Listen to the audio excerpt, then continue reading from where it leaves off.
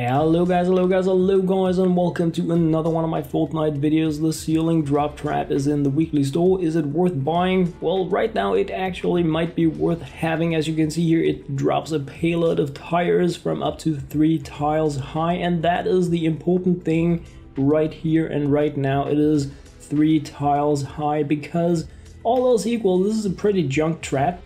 But what we can say about it is that it deals impact damage, so it has a chance to stun and knock back opponents. It is an area of effect, damage and stunning trap, or impact trap. It has a long reload time, it deals relatively low amounts of damage, but it is like fairly cheap to craft. It is something that you should probably have a tier lower than your main traps, but right now it is super efficient in Challenge the Horde. If we compare it to some of the other traps, what we can see is that compared to the Zapper, it deals less impact damage and damage obviously, but these are 106 traps. But as you can see, the other area of effect traps, the gas trap and the electric field, they don't really have like impact on them, and they deal area damage as well.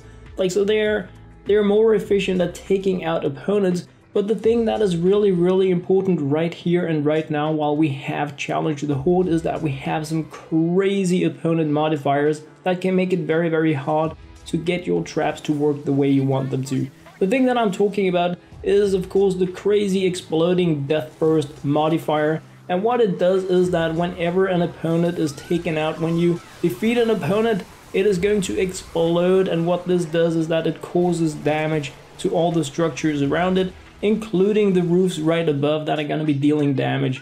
So what you can do in Challenge the Horde when you have exploding deathburst husks is that you can craft some of these ceiling drop traps, and what you want to do is to place them at least 2 tiles above the husks. You can put them 1 tile above, then they're going to be taking damage just as any other traps that would be there, but you can, because of the 3 tile high crazy option on these traps here, you can use them at a safe distance from the exploding deathburst modifier, so that the traps can drop down these tires, damage and knock back the opponents without you getting the structural damage, which is pretty crazy when you have exploding deathburst and you have lobbers. Then your traps are just gonna get removed pretty much everywhere, so having just some option to deal with them from above can be of great use. This here is a demonstration of how you don't want to be using them.